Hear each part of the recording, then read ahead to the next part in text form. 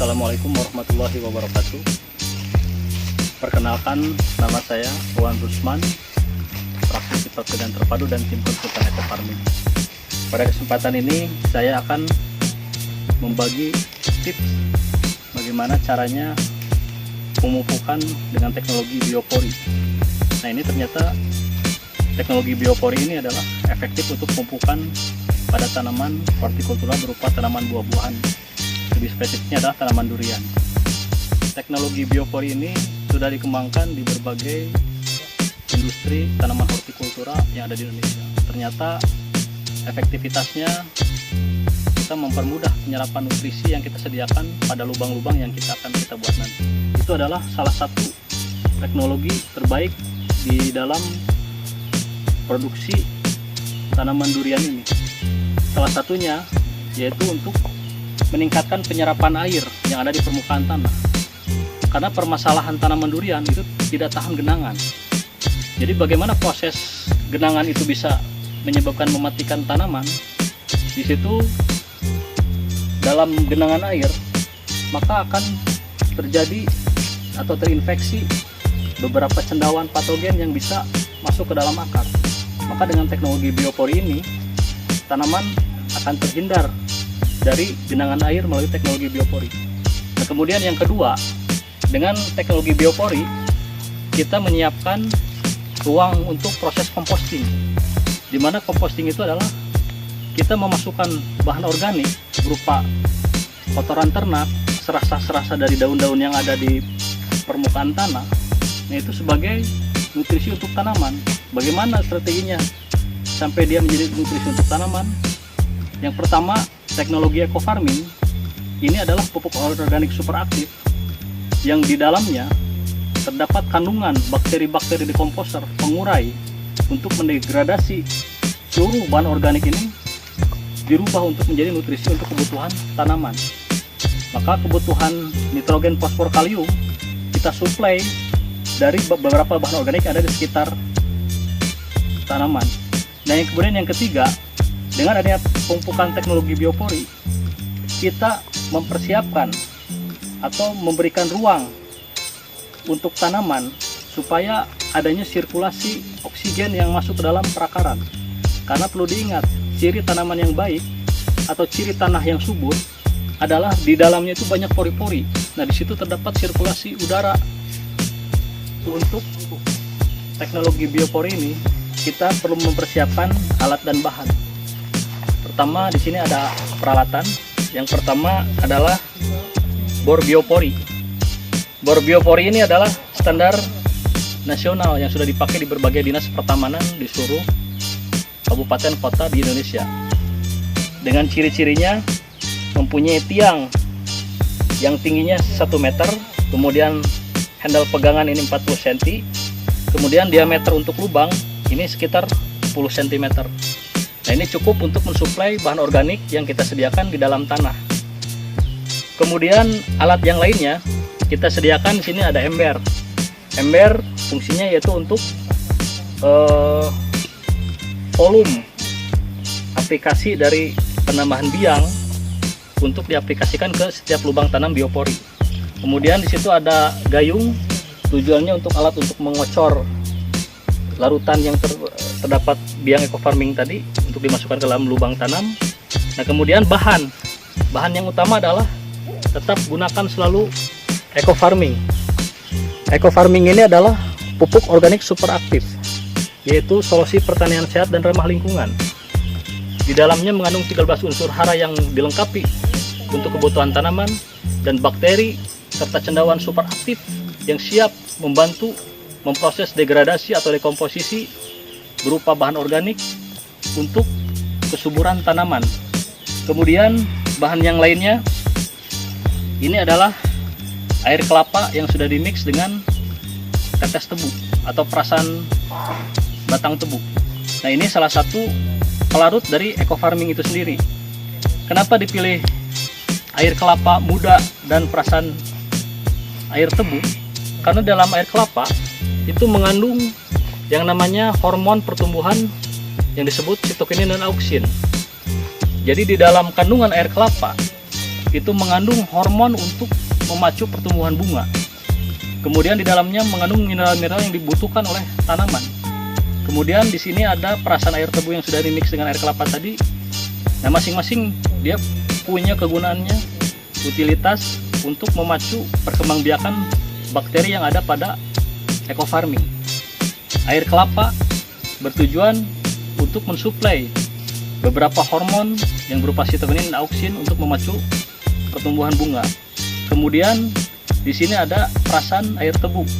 Perasan air tebu itu mengandung karbon yang tinggi, unsur yang terbaik untuk perkembangbiakan bakteri. Nah, maka nanti ini semua antara alat dan bahan kita campurkan dan kita aplikasikan ke media biopori. Kemudian selanjutnya di sini ada pupuk kandang dari liter atau alas ayam boiler.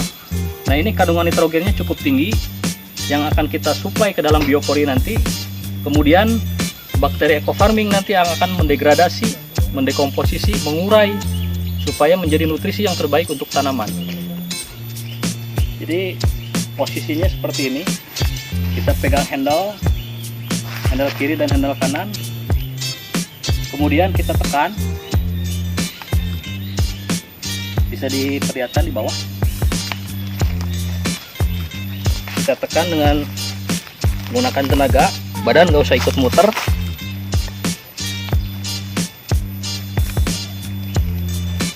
Kemudian perlu diperhatikan juga jarak dari pangkal untuk teknologi pemupukan biopori ini cukup 1 meter saja.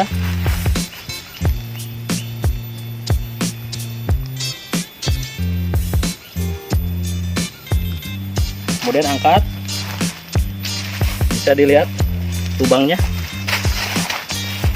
Nah, ini perlu sampai 5 kali untuk mendapatkan kedalaman 50 cm.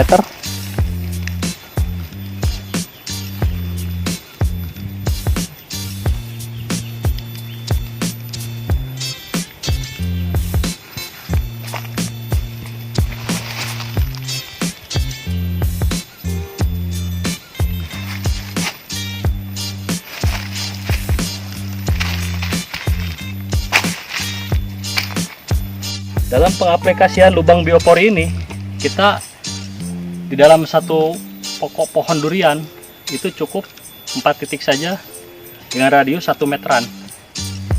Contoh ini, dengan menggunakan bor biopori standar nasional 3 tekanan saja sudah tembus ke 50 cm.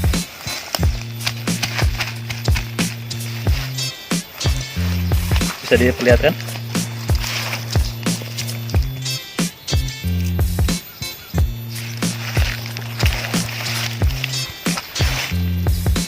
Kemudian tahapan selanjutnya kita masukkan berbagai bahan organik di sekitar tanaman durian ini.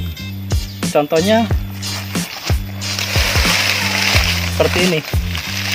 Ini adalah bahan organik yang berupa serasah atau dedaunan yang sudah jatuh ke dalam tanah. Untuk memproses supaya menjadi nutrisi tanaman, ini harus masuk ke dalam lubang dan kita aplikasikan teknologi ekofarming ke dalamnya supaya terjadi proses dekomposisi oleh bakteri-bakteri ekofarming. Kita masukkan.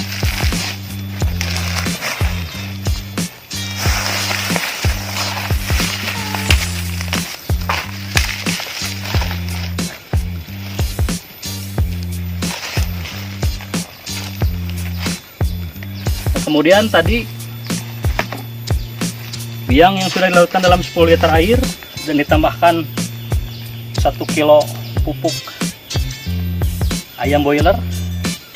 Nah, kita masukkan dengan cara pengocoran 1 lubang plus bahan organik yang ada pada pupuk tadi, cukup 2 gayung saja.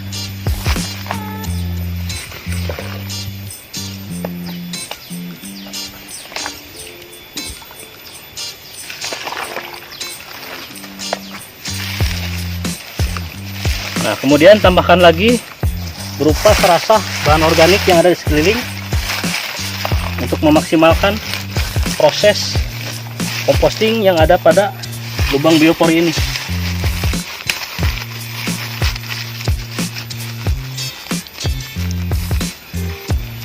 Nah, kemudian adakan pengulangan sampai 4 titik dengan radius 1 meter dari pangkal. Insya Allah nanti beberapa bulan ke depan kita perlihatkan hasil dari aplikasi teknologi biopori ini bagaimana selanjutnya.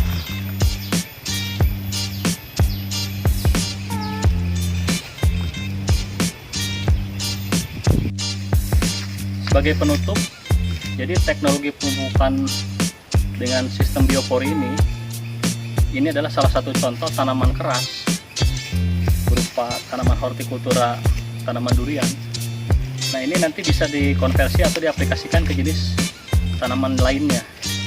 Jadi ini hanya sebagai contoh bagaimana cara pemupukan melalui sistem biopori. Insya Allah jika kita pengaplikasiannya ini sesuai,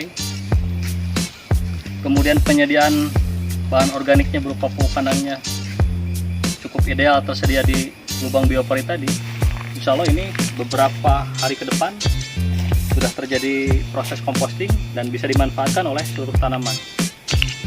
Demikian penjelasan cara aplikasi pemupukan melalui sistem biopori ini, mudah-mudahan bermanfaat. Assalamualaikum warahmatullahi wabarakatuh.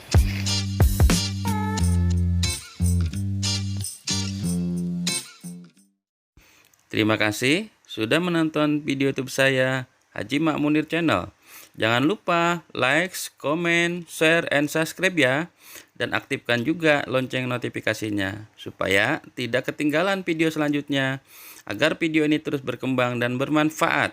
Salam petani cerdas, eco farming, lahan subur, petani makmur.